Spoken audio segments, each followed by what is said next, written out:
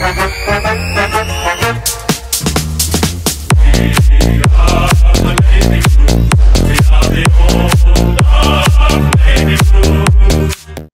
one and all, and welcome to another episode of Baggers Chat. My name is Mitch Pattinson, and as always, we're joined by Ethan Daffy. And tonight, we are doing another episode of Trade Talk, episode 2 for the 2024 off-season, heading into 2025 next year. And since our last episode, there's not been a lot of new news, but there's been a bit of rumours about a few other players, but there's also been a big moving factor with Dan Houston. So there's a lot to touch on. And obviously, we've recruited a new player since our last episode as well, Nick Haynes. But first things first, mate, Daff, how are you? You obviously went to the BNF last night, so I hope that was an absolute blast. But just give me your thoughts on that night, but also how are you going? No, it was good. I could feel a bit of something in the room last night when the kind of speeches were happening, and there was a lot of talk about that they weren't necessarily happy with this year, and Cripper was talking about that. Now we've got to flick the switch and focus next year. Don't let the end of this year kind of take us down. He's a very optimistic captain. I think we're lucky to have him. But he was real about it, I think, and where the situation we're at, and we've just got to keep getting better, and that starts in whenever they get back on the track. I'm sure they train straight away. They're athletes now, train on their own, and then get back into it around November, December. But yeah, it was one thing I'll take out of it. When Matt Kennedy won I think was it the Clubman or Yeah. one of those awards, it was very funny because he won the award and the whole place erupted, like as if like it was almost like a bit of a message going, let's make sure we keep this guy at the club. It was almost like, yeah, it was louder than the other awards. Like obviously Cripside was loud, but you know what I mean? When you can feel it, it's like, oh, like that's people are, saying it's a message in a sense, without saying too much. But yeah, obviously that situation we'll touch on as well with Nick Austin's comments. But yeah, it was a good night, and number 5 for Cripper. Yeah, number 5. That's equal best, isn't it? Of Yeah, all. with Nichols, yeah. Yeah. Who knows when they might need to name it after Patrick Cripps in about 10 years' time. But yeah, I mean, obviously the top 5 by Maria, it was Cripper, Weeders, Walsh, Newey as well. Newey too. I Yeah, mean, yeah. like top 5. I think, yeah, it went Cripper, Newey, Walsh, Weeders, Hewitt, Yes, by yeah. memory. But yeah, I mean, like Newey being best, and I mean, like a runners up. That's great.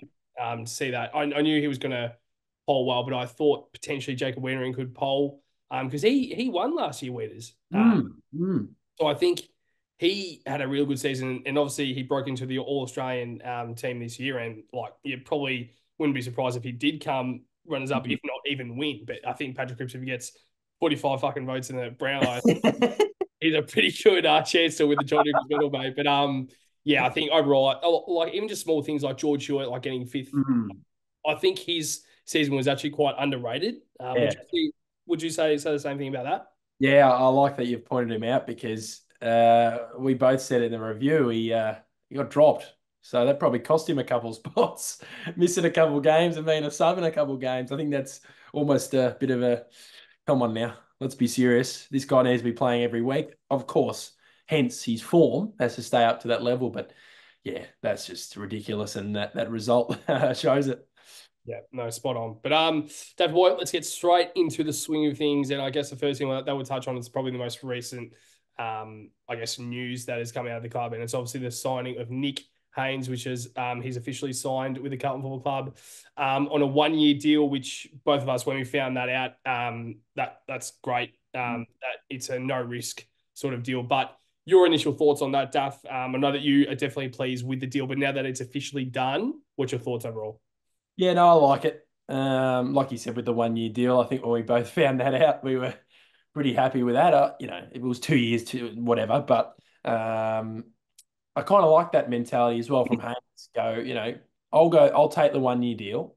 And if I'm, good enough to go again next year, 2026, I mean, then he'll sign on, I'm sure. But yeah, I think Austin was saying today about Haynes that we've only got pretty much Newman and Cripps who are, I think Newman's 30, Doherty's over 30, and Cripps is 29. So we don't really have one of those, do we? Like guys who are 32, 33. And I don't like the whole rhetoric and the opinions around, oh, why are we signing an old guy? Da da da. Like he's 32. Like we don't need 10 years out of him. We need, hopefully 2 to 3 decent years out of him. He's fit, he's healthy. So, and guys are lasting longer. And I think to be honest, I think he plugs a hole in for next year for SDK or another target. It gives us another year and gives the list manager another year to go. Let's find another defender that it's going to be a long-term partner with Wiedering. Let's just get him through the door so we can cover it for this year. I know that's not always, people go, why do we have to plug holes? That has to happen. You can't just go click of the fingers, let's get SDK, which we both talked about and wanted to, but Geelong I'm going to trade it. Why put your eggs into that basket and then go, fuck, we don't have a defender to rely on. So you get him through the door, who wasn't going to game the Giants last year. It's a win-win for both the club and player, I think, Pato. Yeah, no, you couldn't have said it better. I just had a quick look at their ages, and obviously Nick Newman is our oldest player at 31 years old, and Sam Doherty is 30, Cripps is 29.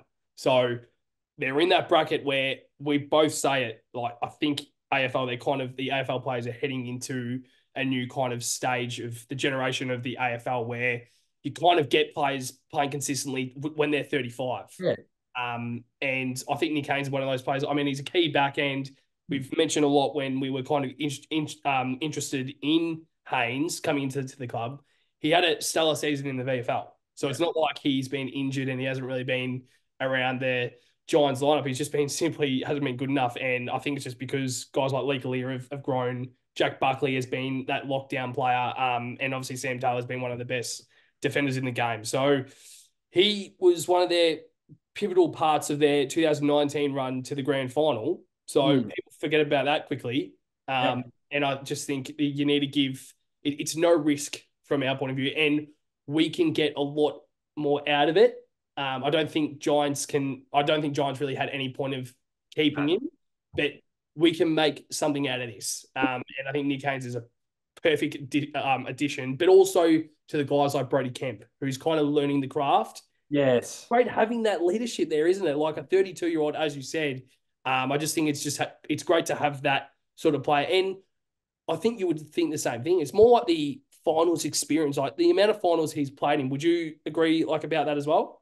Yeah, I think it's almost a little bit of a missing piece. We don't have, obviously, we've got guys who've played recent finals, but we've only played really 2 final series. So, including only 1 final this year. So, yeah, I think it's a really good get.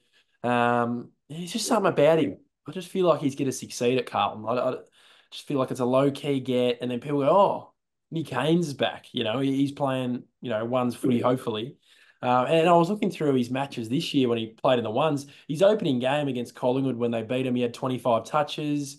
I was looking through some different games. I think he played against us. Maybe the first game when Taylor was out, the first time we played, obviously we beat him. But he's still playing at a pretty good level. When he is playing, it's just more probably the question mark on can he be consistent and also can his body hold up for the season. But I think there's plenty if his body can't hold up for certain games and he has to take, kind of a load management kind of based thing, or he goes 6-week block, let's get a week off for him. We're playing a lower side. Let's get him in, just rest, just don't even play. And then you can always cover with guys like Camp and Lewis Young if he's still there, of course. But yeah, it's interesting. Yeah, well, that's another player like Lewis Young. I mean, he's been obviously been brought into the club and he's probably been under the guidance, I guess, to a stretch from Jacob Wiedering. And obviously he came from the Western Bulldogs and he's been an established player somewhat, but it was kind of more playing that forward ruck role at the Dogs. And then he came over to the Blues and I think we really found that his best spot is as a key defender. And 2023 was probably his worst season at the club since joining. I think it was 2021 period. So 2022 was his first year. In 2022, he had a great year. Yeah. And obviously in the back half of the year, this year, he was actually quite solid. So that's another conversation. And we obviously don't have that down here, but I just thought we would just very quickly touch on that right now. Lewis Young is obviously a player that could be on the trade Mm. table, and it's a player that we aren't too sure if we're going to keep on, and maybe we can sign a guy like Sam Durden who's a little bit cheaper, but Mm. you know that he's quite somewhat reliable in terms of he can play a full season in the VFL and not really get injured. But now Lewis Young has a bit of value because of that back half of the year. So I guess the question to you is, do you think Lewis Young could be pushed out of the club just a tad because of the trade value, or do you think it's more down to he's not there's not really much worth anymore of having him at the club? Yeah, it's interesting because obviously we're interested in another defender that we'll touch on later in the video. But yeah, it's I'm not sure. I think I want him to stay, but I think it's about list spots. Austin said with all teams right now, um, there's every list spot is tight. Like there's not many spots, and obviously Matt Owies is another guy in limbo right now. It's because of the spots on clubs. Like he might be good enough, but some teams are obviously there's still 9 to 10 days left in the trade period, and he'll probably find his way there. We'll talk about that later, obviously, but yeah, it's a very interesting period because we haven't had many players on that type kind of being edged out the door a little bit. So it's kind of a new thing. And yeah, I'm torn on the whole Lewis Young. It really depends on who we bring in. And I wouldn't be against him staying though. Yeah, I completely agree about what you said about the recent years. There's just been a few players that have just been pushed out. Like you can think of Will Setterfield, you can think of Paddy Yeah. Dow, Liam Yeah. Stock is another one. Those are the three. I mean, you Mm. can say SBS, Sam Petreski seen, but I don't think he was really doing anything at West Coast anyway. But yeah, you kind of mentioned that, and I actually agree to what you're saying. And in my opinion, and I want your opinion on this as well, do you think that's because we're improving as a list and every single year we just have to drop these players because we know that we aren't going to get any worth out of them in the coming years? Mm. Also, back in 2018, we were kind of saying, oh, we don't really like it's good that we kind of have the continuity within the list. There's not many players that are wanting to leave, but now it's like no one's wanting to leave. You Yeah. just know that they won't be able to have any opportunity at the club. Like Paddy Dow's a perfect example. Yeah. He probably wanted to stay at the club. Like he had Yeah. no problems with the club. It's just the opportunity elsewhere. So is that what you kind of see as well? Yeah, no, I think it's a good problem to have. And it's also not just the Owies, but with Kennedy and Lewis Young, I think we want him to stay at the club. I think the club wants him to stay, but obviously he's pointed out he wants to play more midfield time, and we've said, well, you're not going to have it. Yeah. So if you want to stay at the club, you're not going to have that midfield time you're asking for. And they're both contracted him and Kennedy, so we haven't really done that. We haven't really traded out too many players. I know Fisher was last year. But with Paddy Dow and Stockers and guys like that, it was basically delisted, really. I know Dow was a trade, but it was for a 786th pick. So it was really just get him out the door. So, yeah, it'll be an interesting watch. Yeah, I'm really intrigued by that. But obviously we will move on now to probably one of the biggest stories out of the past. I mean, especially today, but obviously the past few days. And it's obviously Dan Houston. I know that the last episode, if you have watched it, episode 1 of Trade Talk, we were both quite optimistic that the Dan Houston deal will get done. But obviously, there's been a few days in trade period, and when you speak about a trade period, that feels like a few years. So there's obviously a bit of news coming out from Dan Houston. It looks like Collingwood are in the front seat for Dan Houston, with obviously they have a bit more of a chance to get the Gold Coast pick 13, with I assume would be from the John Noble deal. Yeah.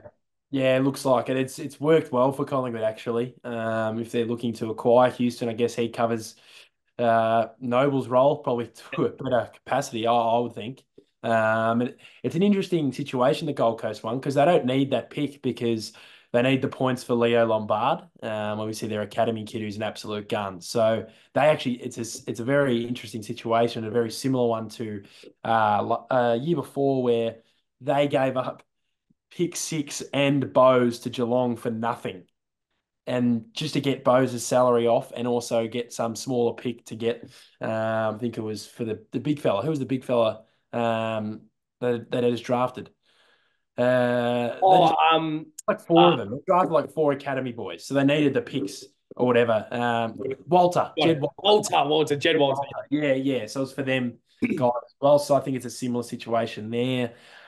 I think the only way Carlton are going to do it is if we just pull the trigger, and they do it. And clearly, Austin wants to keep the pick 12. I think he said that it was a really strong draft. We both have obviously talked about that, but he says, there's obviously a few players in certain positions that will fill our needs that he thinks that will be around that mark to that kind of, and he also that feel like a kind of 10 to 12 year player, not just a short term draftee, but a guy that we can, it's potential, but also being able to come in and make an impact. So it's going to be an interesting watch, and it's very funny because it's obviously Collingwood Carlton going after Dane. I actually think they need him more, but I wouldn't mind pinching him just to piss him off. Yeah, I think that's the only reason why I want Dan Houston to be honest, rubbing into the Pie supporters. But you mentioned there about we have to do something about this right now, and we have to try and like if we really want to get Dan Houston done, we have to do something right now. So Yeah, what do you think you would do? Like obviously they aren't accepting our pick 12. So yeah. when you say we have to try and fire something at him, what would you do? Yeah, it's weird, but by the sound of it, I think the only thing that's going to get done is if what are Collingwood to give up their first rounder again? I'm hearing pick 13 and a future first. But I'm like, fuck. That means Yeah, that they lose another first round pick next year. yeah. See, yeah, it's a bit, well, who cares about them? Hopefully they do fuck it up. But clearly they think they're still in the window. So, they could very well be. They've still got some quality in that team. And obviously they've got premiership kind of, integrity through that, with the coach and the whole lineup. But yeah, it'd probably have to be our pick 12 or maybe another pick that we can somehow trade up for. And then maybe a future, maybe. Because the situation I see is if we can get another pick in, I'm not sure what pick we can even get to trade up here. But if maybe we give up that first round, keep 12, and then maybe the future first, and you bring Houston in, and then you still got that pick in the top 12, don't you? So you still got that quality. So maybe that's the only way they can get it done. But yeah, I just feel like Collingwood need to get it. They sound confident. Lepage said today that they're really confident. I don't know when they're not confident. Collingwood, they were confident to win the flag despite not being eligible to make the finals in September. So that'll be a watch, and obviously probably by the time our next trade talk video, whether it's in a couple of days or so, I think we'll find out where he wants to go, Houston, knowing which team can get a deal done for him. Mm. So I guess the question is, and this is something that I've always been wondering, and if Dan Houston doesn't get done, that's fine. Yeah, But we obviously have some sort of salary cap available to get a big fish. yeah, So if Dan Houston doesn't want to come to, I mean, I think we both know that he kind of wants to come to Carlton and he's just yeah. waiting and he's just holding off the trade until he can get a trade done and then he would then request it through the actual club of his choosing. But we, I think we can get a big fish. Now, the question is, I think we both have the same mindset about this. We don't need Dan Houston. It would be an absolute great addition. We don't need him. I don't think we need to throw the absolute farm in him. I don't think I would even do pick 12. And even if we get the pick 13 out of nowhere from Gold Coast, I don't want to do that. Nah, And it's so great that Nick Austin has come out and said, like, we want to explore the draft and we want to make sure that we are in the draft of pick 12. And that's fine. Like, that's great for yeah. us because we know how strong of a draft it is. Mm. But as you mentioned before we press record on the episode, you might have a bit of a different mindset. I mean, I'm not saying that you do, but I just want to kind of explore that as well. You were saying that you might actually throw that at Dan Houston because it's either we're playing for a premiership now, or are we playing for a premiership in 4 years when we get a guy? We might get a great player at pick 12, and maybe Mm. somehow we can shuffle some things around and get a pick 25 or something. Yeah. But it's either we're trying to really bite the bullet and throw something at Dan Houston right here, right now, and get him in the club and just have to deal with the pick 12 later, or we are trying to set ourselves up for 4 years' time to make sure that we still have the young players, but also Nick Austin is relying on our list right here, right now. So what's your thoughts on that? Yeah, I think that what they're trying to do is kind of a bit of both worlds in a sense. I find it intriguing. Like, I think we both are on the same page that we do want to have that next layer of talent in terms of young talent to cover, when Cripps goes, Doherty goes, et cetera, et cetera, et cetera. But another way I kind of look at it is we're getting the Campo boys, right? We're getting the Camporelli boys, and they're going to be higher, like obviously further down the track in the draft. But I think they're very talented. I think one of them won the under 18s in the sample. The kid, like in my head, I've got one of them that could actually make an impact next season. I think they're those types of players, those inside and out midfielders. You look at Brisbane with Fletcher. Obviously, he's a higher pick, but you know what I mean? They come in and they make an impact. And if we do get those two guys in, that's two guys in the door. Like, and then you go, fuck, if we know we can get Houston, Pato, if we give up pick 12, you really could do it. Like I don't know. It's just, I think it's tough because we've got the halfbacks. But it's like, do you want to add that extra layer and go, fuck, do you want to really fly at this flag next year and really give it our best shot?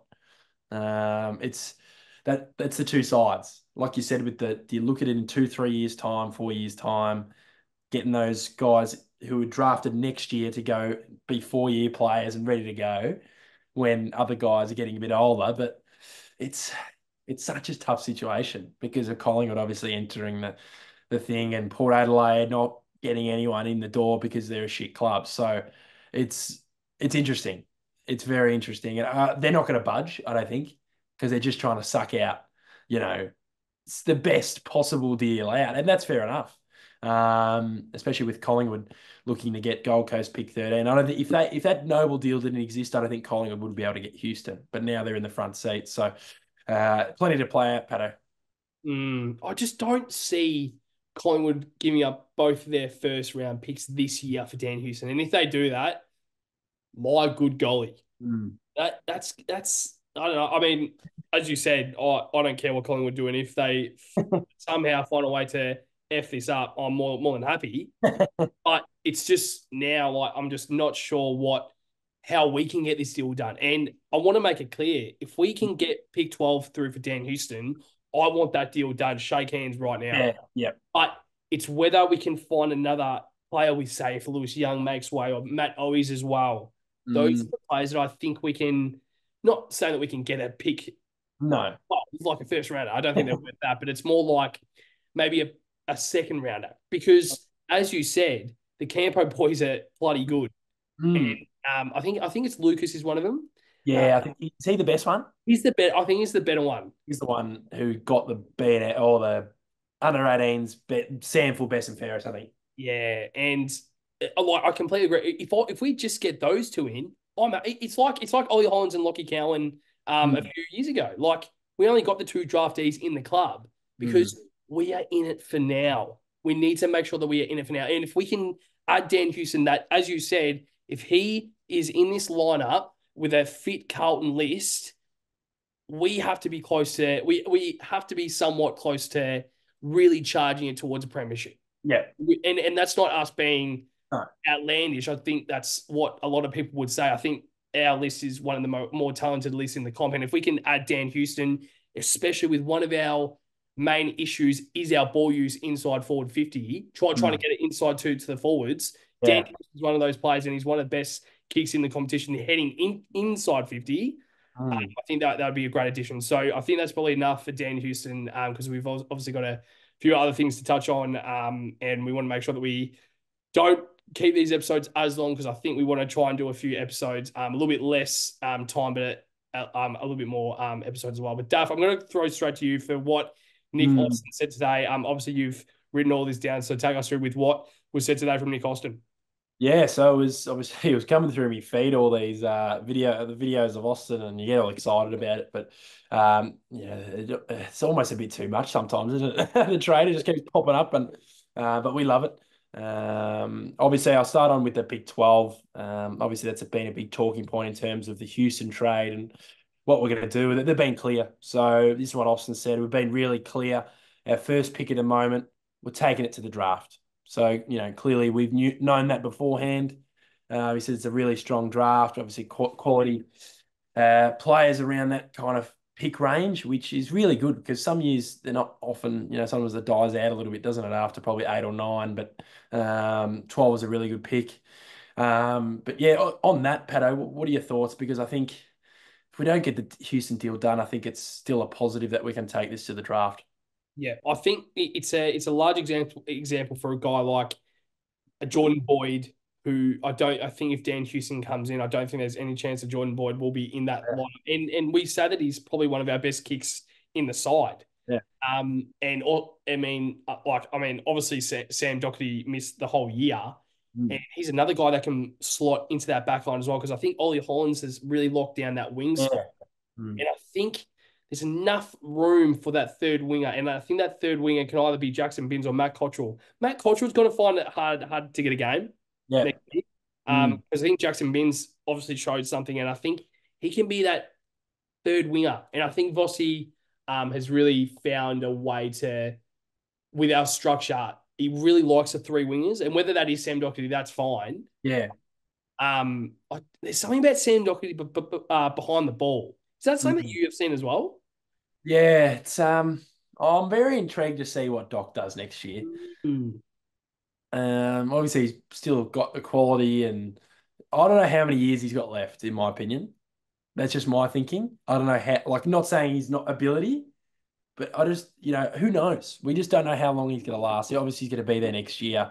Would love him to be there for another 4 years, 5 years. But the reality is, I don't think it will be that long. I just feel like he's got that. His body's almost stuffed. It's got to that point where it's been recurring and recurring and recurring. And I'm sure whenever his career is done, he'll have about 4,000 surgeries to put his body back together. But yeah, I'm intrigued by him behind the ball. I think guys of that age tend to go behind the ball, and it's just a matter of, it's just where does he fit in there?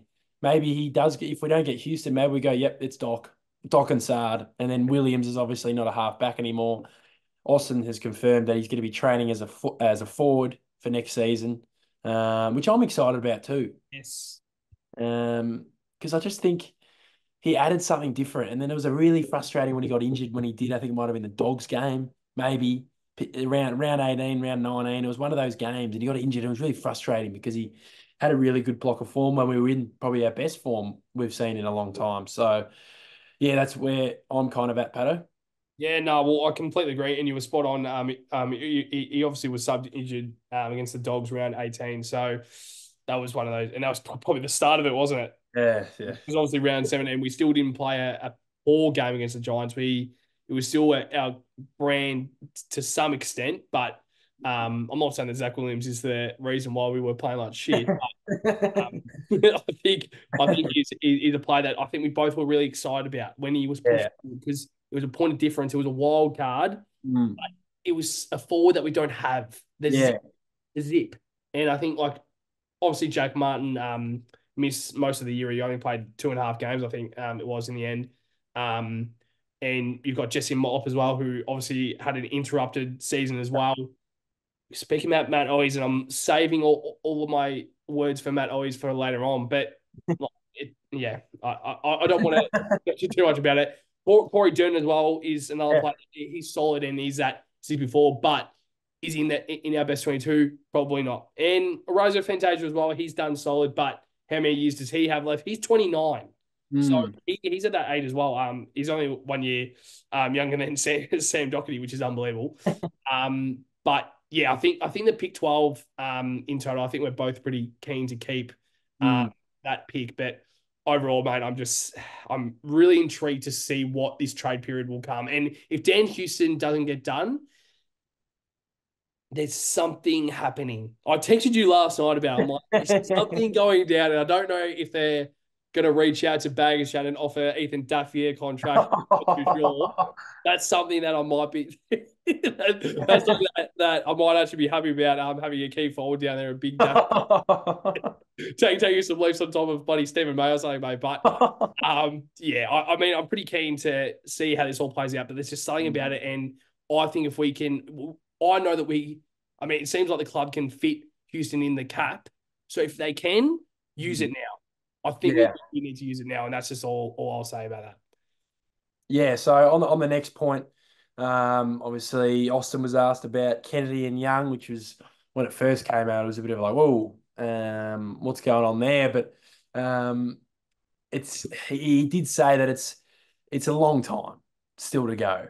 Like we're talking about, random players got to keep popping out for different clubs that they're interested in. It's such a long time, and they've got to fill certain spots or let go of certain players. So um, I think with this one, we can't talk about it too much yet. Like I said, I think in the next trade talk, things start to develop. I think Houston, I'll give it 2 to 3 days until we know where he's going to go.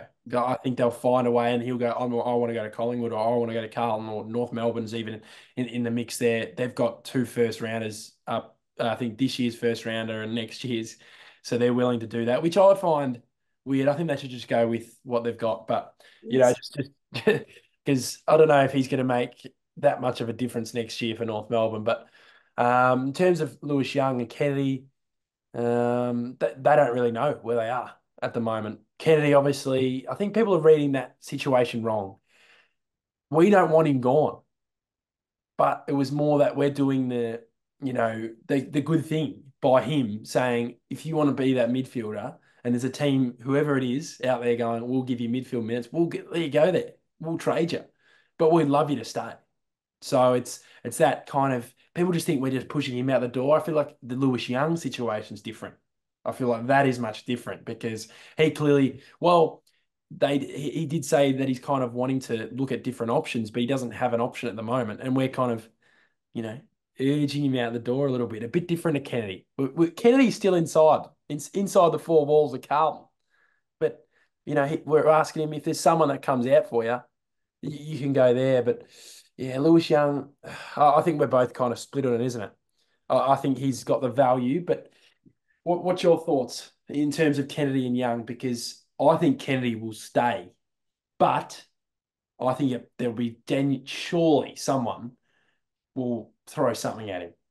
Yeah, I think Kenny will stay as well. Mm. But it's more down to there's been no clubs that have actually contacted the club about Kennedy. Yeah, yeah, So that's what I'm a little bit intrigued about because I mean obviously the trade period only started today, so that's when like a lot more movement will happen. And I'm looking at it and I'm like I think Buddy would love to keep Matt Kennedy, but do you think that's well done from the club to give Matt Kennedy the option to kind of go searching? And do you think um do you think it could bite us back in the bum? Because if we're kind of saying explore your options clubs will say, all right, well, they obviously don't want him. So we won't yeah. give them as much. Is that how you're seeing it? Yeah, that's where you could definitely see it. Um, but I just feel like we're open to moving him, but we're not pushing him.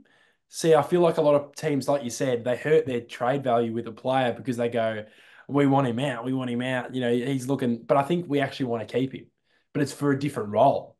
So it's going to be a weird situation to whoever wants him. He's obviously got interest. There was initial interest there, and there will always be interest for a guy of his quality. But yeah, for me, this is my verdict. I think Kennedy stays. And Lewis Young, I think if he does have someone who wants him and he thinks he wants to go there, he'll go. But for now, I just don't think he's going to go. I don't think he's got any interest or probably clear enough interest, in my opinion. Yeah. And obviously I think he's signed to 2026, the end of Mm. 2026. So that's a deal that we unfortunately, if he doesn't have any suitors, we just have to keep him. Yeah. But do you think he is being somewhat pushed out of the door because of next year and the signings that need to happen with Walsh, Wiedering, Tom DeConning? There's a few other names, obviously. I think Matt Kennedy's one of them as well. Do you think that's a part of the reason as to why Lewis Young is somewhat being pushed out the door? Not so much Kenny because we want him to stay, but Lewis Young, it's a little bit different, as you said. Yeah, it's just intriguing. But for me, what I'm most interested about is how are we going to bring in Houston and we're going to re-sign these players next year? Exactly right. Like, if I'd love to know the numbers because if we can bring in Houston and also re-sign these guys next year, obviously Wiedering's about to re-sign on a 6-year deal. That'll get done within the next few weeks. Obviously, that's fantastic. And then TDK is probably next in the next in the line of about a few of them. But yeah, like if for me, if Houston is going to interrupt those re-signings for next year, I don't want to bring him in. I don't want to bring him in because I'd rather have TDK and Walsh on my list than Houston interrupting that. But if we can if we can somehow have them all in, that'd be fantastic. But I just don't think that's going to happen, and we're going to see a few more guys kind of spill over the edge for next season. You know, you look at guys like Chera, you look at guys like that. If he next year he has a bit of a who knows, hopefully he plays well, but he's one of those guys who could have value at the end of next year. If we can't get those deals done with TDK and Walsh due to Houston or due to whoever we bring in. But yeah, it's going to be an interesting watch on Kennedy and Young, and also a very interesting watch on this next guy that we're going to touch on. Austin was very clear with this answer that I'll go through actually now because I think it was a really good answer of where him and the list management's going at with Matt Owies. Everyone's kind of against the idea. I think me and Pato were probably two of the four people in the world that are, or us and the list managers are on the same page. I just think he's unlucky he's out of contract. And like Austin said, I'll go word for word here because I think it's good to kind of touch on what he said. So he said, some guys have come out of contract and we need list spots. That's the issue here. We need some flexibility and he'll work through his options. He's had a consistent year. So clearly, by the sounds of that, they know he's got a little bit of value out of this season. They're not saying he's had a bad year at all. He's the unlucky guy out of contract who has the value. But we've also, this is the one that really, when I was watching it going, kind of my eyes lit up going, okay, this is clearly where they want to go for season 2025 and onwards. He said, but we've also got, but, so he starts with a but. That's when you know he's talking how he's up, but also knowing that he's probably out of the door because of these players that he touches on. So, but we've also got some players in our front half coming back. You got Silvani coming back from the ACL. More games into Moya. We've got a lot of faith in Jesse Motlop and Corey Durden and those types of guys. So, and he also didn't rule out the draft either. So he's keeping the options high, and we've also got the options already there at the club. So, what's your thoughts? Because I think that was almost the biggest thing I took away from his chat with Cal Toomey. Yeah, I'm so intrigued. I love trade period. I love it, and it's almost not for the like. This is almost for a bad reason because we don't want to see Matt always go, but it's for. I want to hear people within the club exactly how we see our forward structure. They answer it exactly how we want it, and I'm like, yes.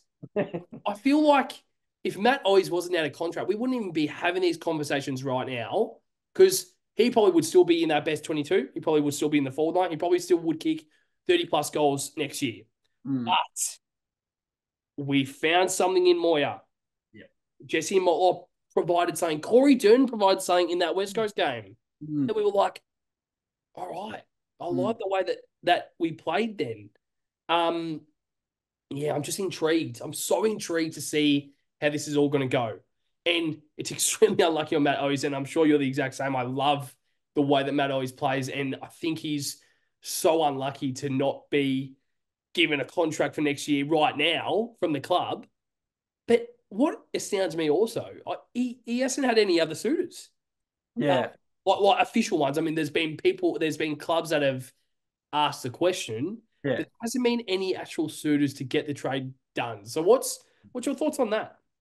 Yeah. For me, I think it's weird because when he first did it, there were so many clubs, and I think there will be clubs, but once again, like you said, there's list spots, not just only for us, because obviously we have we've got our Carlton glasses on, and the people listening to this episode have got their Carlton glasses on, and we're focused on who's coming into Carlton, who's coming out. We don't really give a shit what other teams do. We obviously keep an eye on it, but they've got tight list spots too. Yeah. So that's the matter of like, can they afford to bring an Owies in? Can they, you know what I mean? So a lot of teams will be going, maybe we do delist him to bring an Owies in or whatever. Those are big decisions at a club, getting rid of players. I think that's the hardest part. Which players do you get rid of? Because I also think we're not done with delistings either. I think with Sam Durden, I think if Lewis Young stays, he could be out the door. I think Sam Durden could be out the door because I've looked at list spots and it's tight. It's It- so tight. So I think it's either Lewis Young or Sam Durden. I know we're going back to that Lewis Young conversation, but if Young stays, we just brought Haynes in too. I don't know if we have another spot for Durden. Is he going to play much, Pato? He's that depth, but now you got Haynes and now you got Kemp kind of in that. Is he a lock next year? Probably not. Who knows?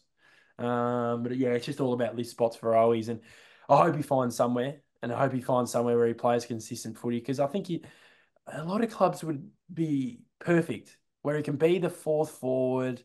He can play that role he plays. You know what I mean? Get those cheap goals playing for a good team. Get those easy goals.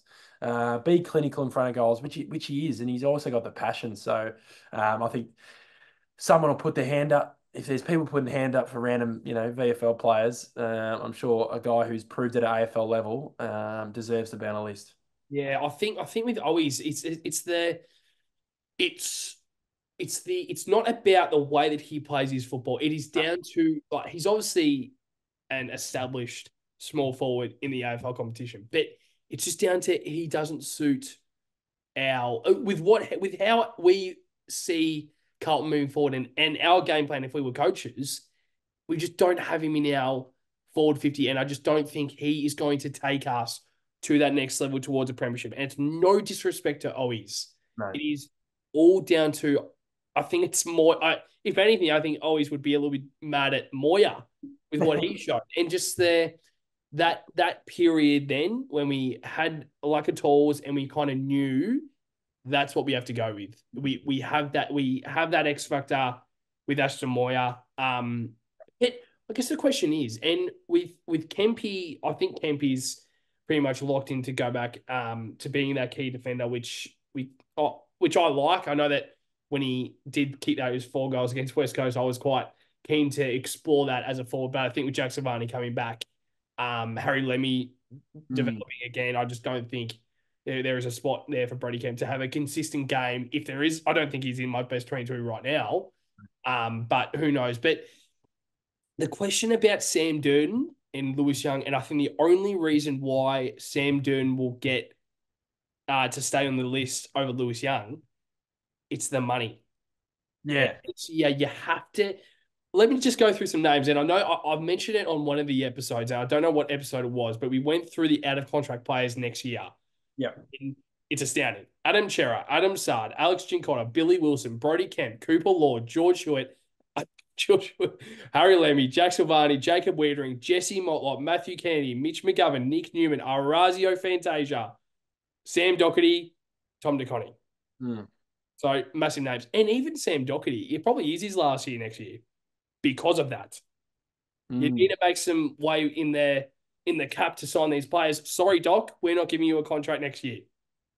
And you look at Matt Kennedy, maybe we maybe we push you out the door. It doesn't matter if you won't get any midfield time at the other club.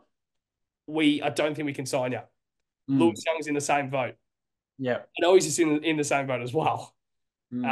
So I'm looking at that and I'm like, yeah, it's just there's a few players there that like you need to sign Tom. You can't let it get to June next year and Tom DeConning still isn't signed because Geelong will go straight to him. Yeah. Yep, we are keen to get Tom DeConning through the door. His brother will get in his ear. But if you get this done soon, just get it done. That's all I ask for.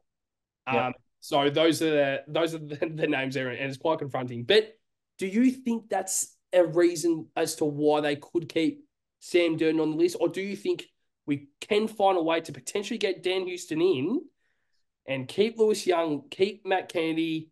I think Matt Ellis is pretty much all but pushed out of the door.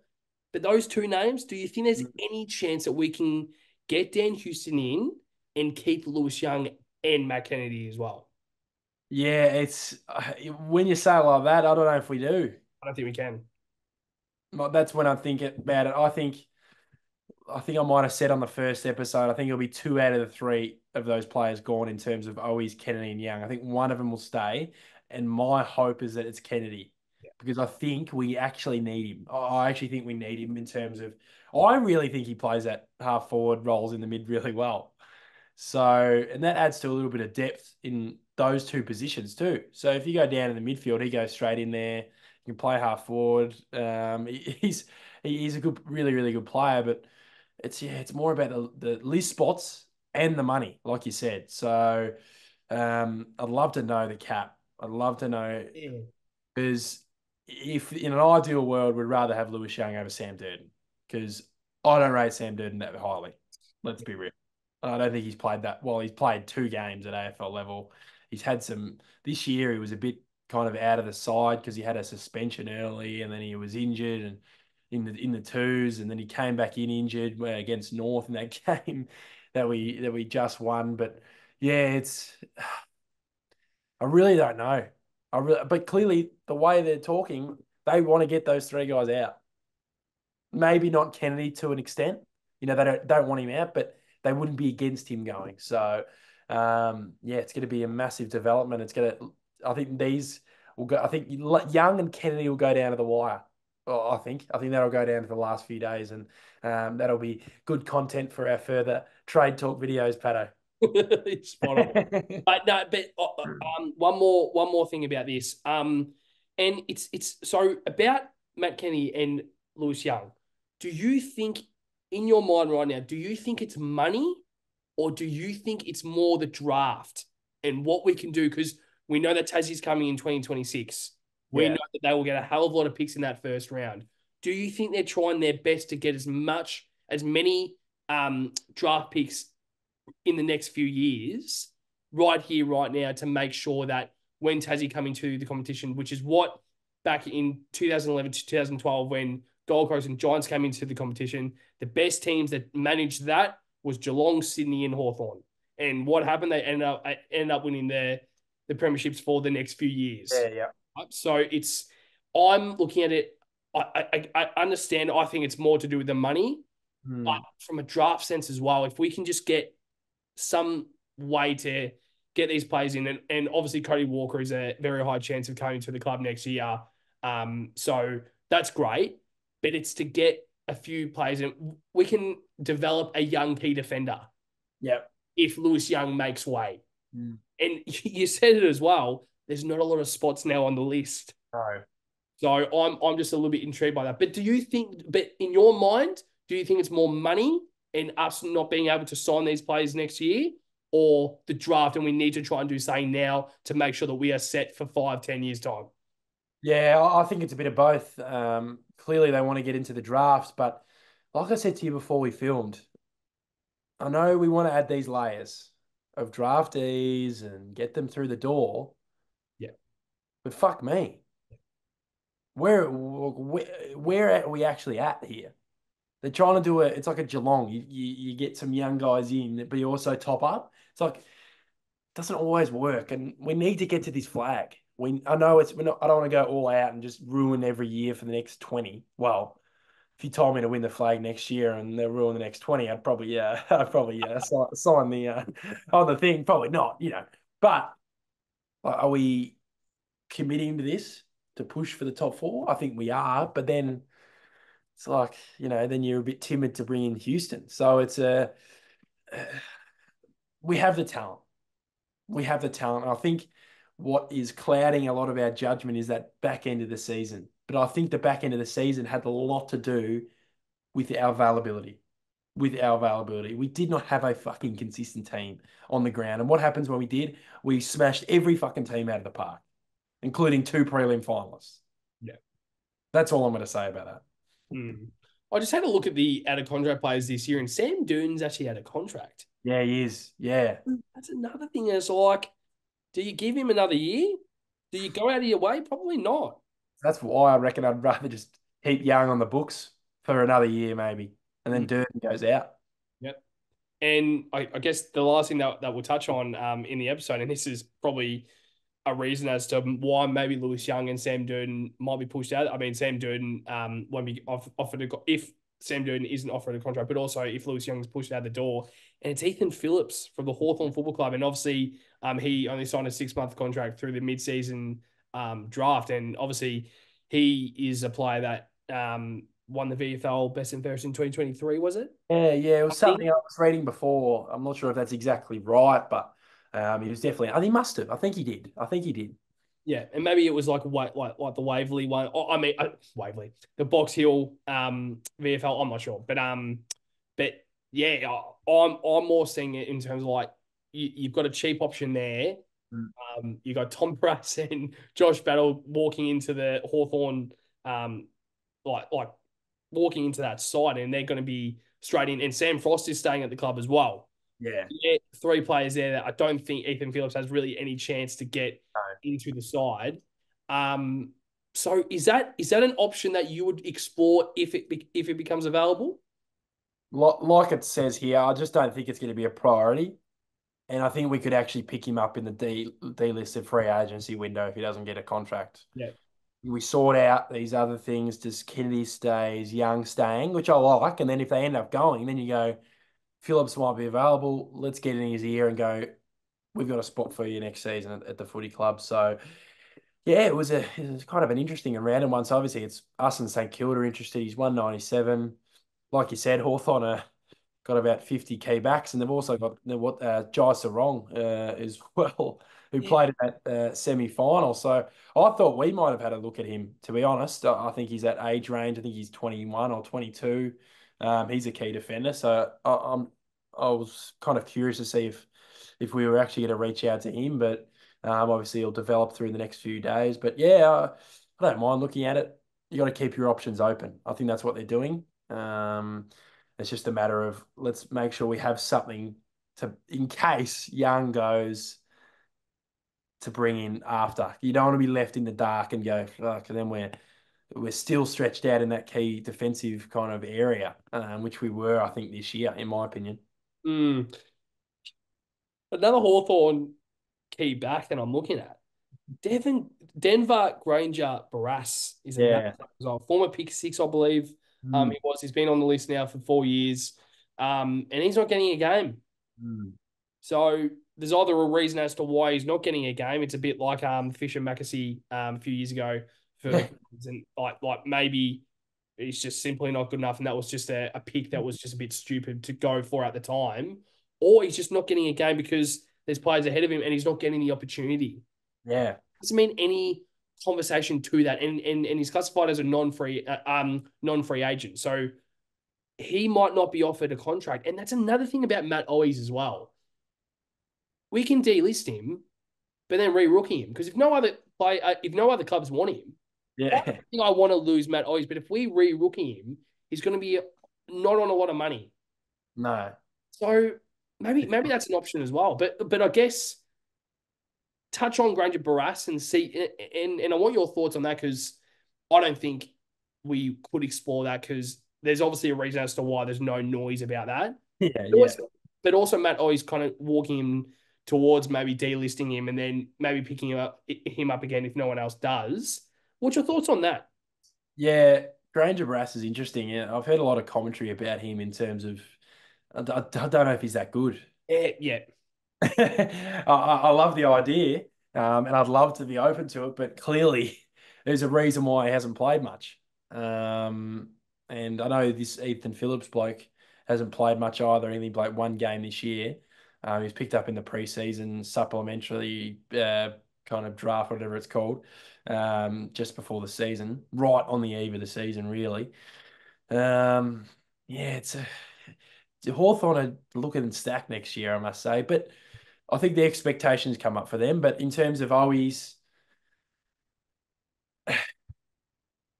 I think we can't delist him. I think if he goes, I think we've got to get a trade. I think we've got to get some sort of value because he has value. We have never got anything back for anyone. We got barely anything for Fisher last year. We got nothing for Dow, and we got nothing for Setterfield because their value. Where was it? It was petering. It was at a Mm, lower level where I think Owies is not up, but it's it's you up. know it's going up, which is a positive. So yeah, it's even if we do delist him, we're gonna have to. I think we get a rookie, one of the Campo boys, which whoever the not as good one is. So when we draft him, he could be in the rookie draft because he's that high up. So that'll take up a rookie spot as well. So that that probably leaves Owies in a really. I think he's 95% gone.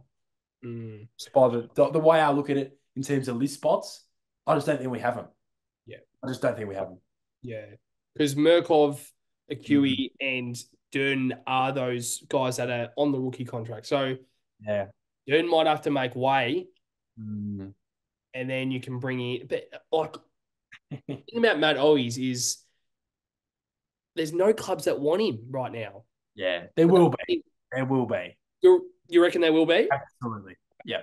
That's just my thing. I just think for some reason at the start of trade periods, guys like that, they often just, you know Yeah. what I mean? It just keeps going and then bang, St Kilda want him or North want him. Or, oh, that's what I don't understand. I don't understand why a club like North Melbourne wouldn't want him for 2 years. You know what I mean? Like he's a good goal kicker. They're bringing in Darling. They got Larky up there. Just as a short term kind of fix or even what is he, 29, 20? Oh, no, 27, I think he is. So he's still got years of footy ahead. So it's like I said, I think it's going to be, a Wednesday chat or a Thursday chat where we might kind of know where these guys are at. Mm.